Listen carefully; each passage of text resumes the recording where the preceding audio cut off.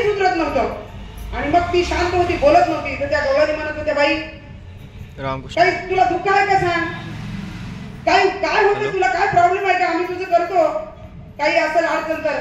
पण ती काहीच बोलत नव्हती आणि मग तिला हलवलं एका गवळणीनं, जागा केलं आणि म्हणली, बाई आम्ही बाजार करून आलो, दिवस मावळलेला आहे, तू अजून इथेच आहेस कसं.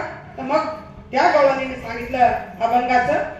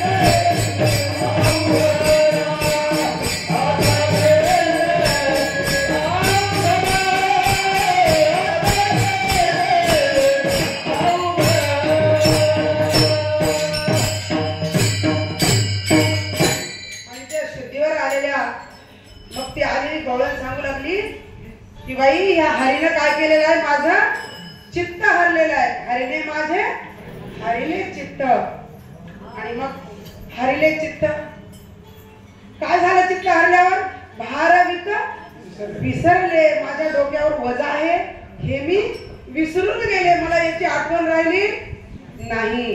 बरं आपलं कधी कधी तसं होते का नाही, इकडं लक्ष द्या. आपण पण काय करतो, आता तसा प्रसंग नाही आहे पण माझ्या लहानपणी मी डोळ्याने पाहिलं, आम्ही नदीला पाणी आणायला जायचं. बर बर ठीक आहे. पाणी आणाय घागर असायची तेव्हा, आमच्या लहानपणी घागर होती. सागाने पाहिले मला, कुठे गेले त्यांच्या आशीर्वादानेच हे सगळं चाललं की माझे पाठी राखाय, पाठी मागून मला रक्षण आहे. तर घागर असायची, ती घागर घेऊन पाण्याला जायचा, दोघी मैत्रिणी तिघी मैत्रिणी जायचं. ती घागर डोक्यावरली वजन भरलेलं असलं तरी काही एखादा विषय निघाला की उभं राहून बोलत करायचं. तेवढं वजन पण लक्षातच राहायचं की एवढं मोठं वजन आपल्या डोक्यावर आहे, आपण किती वेळ बोलत उभं राहिलो. आताही तुम्ही दळणाला गेल्यावर तसं करत असाल बघा, डब्बा टाकत असते, खाली बी टेकीत नाही आणि बोलतात काय काल काय असं असं असं असं काहीतरी बोलतो आपण आपल्या प्रपंचात बोलतो. देवाचं नाही बोलत, हरिपाठाचं कोणी विचारत नाही, काकड्याचं कोणी विचारत नाही, एखाद्या अभंगाचा अर्थ सांग बाई, काल कोणता कीर्तनाला अभंग घेतला होता असं बी आपण म्हणत नाही. आपण दुसरी चर्चा करतो. पण त्या गवळणीची अशी अवस्था नव्हती. ती कशामध्ये विसरली होती, हरिणे माझे हरिणे चित्त आणि भारवित विसरली, डोक्यावरचा विजय विसरली. आणि मग उभी राहिली, तिला सांगू लागली, बाई ऐक आता, तू एवढं मला जाग केलं, तुझे उपकार आहेत माझ्यावर आणि मी तुला सांगते.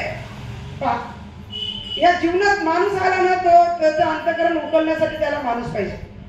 म्हणूनच प्रत्येकाला मित्राची गरज आहे, पत्नीची गरज आहे, मुलाची गरज आहे, गुरुची गरज आहे, आपल्या नातेसंबंधाची गरज आहे आपल्याला. अध्यात्मात आपण म्हणतो तसं, आता काय म्हणतो, धनदार पुत्रधन हे तो पिसून पुढं सर्व विद्या आहे जाणून देवाशी म्हणलंय. पण ह्या सगळ्यातच राहून उद्धार होतो की नाही? जन्मच माणसाचा नाही मिळाला तर आई, जन्म मिळाला म्हणजे आई आली, बाप आला, लग्न झालं, नवरा आला, लेकरं झाले, लेकरं आले, मग नाते कुठे धन दारा वित्त पित्त हे कोणीच जर नाही आलं तर उद्धार कसा होईल? उद्धारच होणार नाही, आहे की नाही? म्हणजे ही एक शास्त्राची जी भाषा आहे ते एमपीएससीच्या प्रश्नासारखी असते, गोंधळून टाकणारी. एमपीएससीचे प्रश्न अनेक लोकांच्या डोक्यात त्याची उत्तर वेगवेगळी येतात.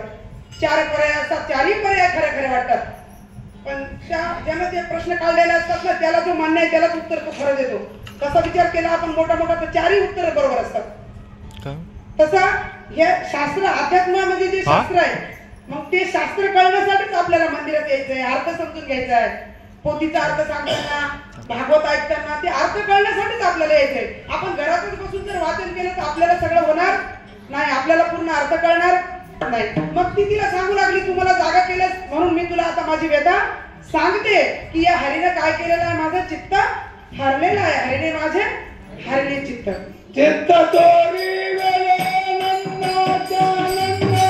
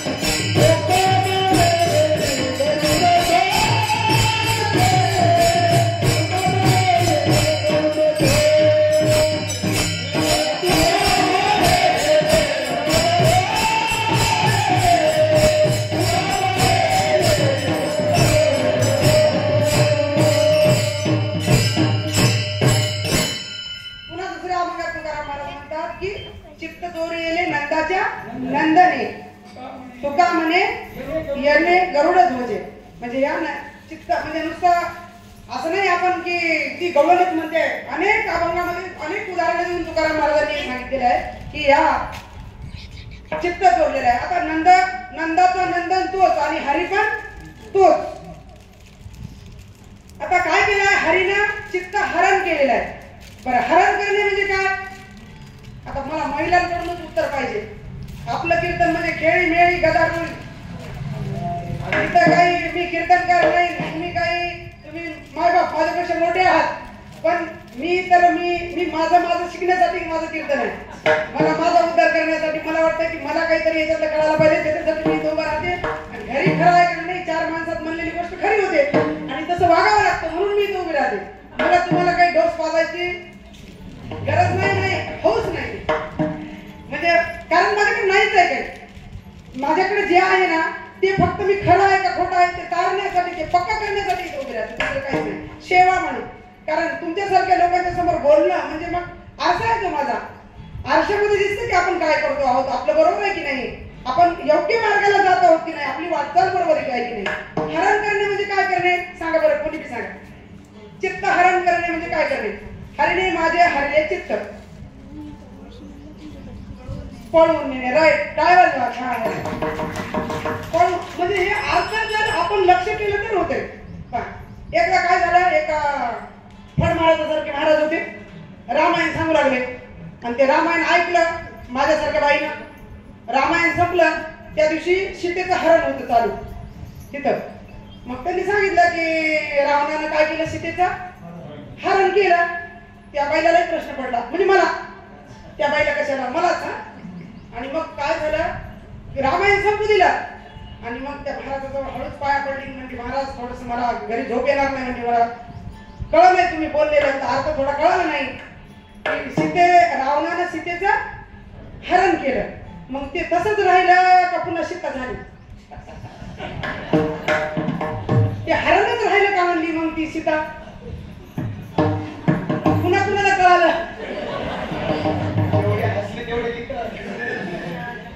तिला असं वाटलं सीता चोरली नाही, सीतेचं हरण बनविलं रावणानं. तिला असं वाटलं. तिचे काय चुक आहे? तिने रामायणच पहिल्यांदा ऐकलं असेल. रामायण आता किती लोकांना रामायण माहित आहे? खरंच माहित नाही हो. ते कधी कधी आता त्या UPSC MPSC ला जर एखादा अध्यात्माचा प्रश्न आला तर एका लेकराला उत्तर सांगता येत नाही. कोण कुणाचं होतं अध्यात्मामधलं. म्हणजे काय शाळेत शिक्षण नाही, गुरुकुल नाही, आणि आहेत ते लेकर आता रामायण महाभारत त्यांच्याकडे वेळ नाही. त्यांना आपण शिक्षण उच्च शिक्षण देतो, जे अध्यात्माचं शिक्षण द्यायचं. म्हणजे अध्यात्माच्या शिक्षणाची एवढी बारकाईनं आपण लक्ष देत नाही किंवा लेकरांना माहिती मिळावं एवढा आपलाही अट्टहास नसतो. तिची काही दोष नाही. मग तसं हरण नाही. आता इथं चित्त हरलं म्हणजे काय हरलं? चोरलं आहे की नाही. म्हणून त्याला चोर म्हणलेलं आहे जनाबाईंनी. धरीला पंढरीचा चोर.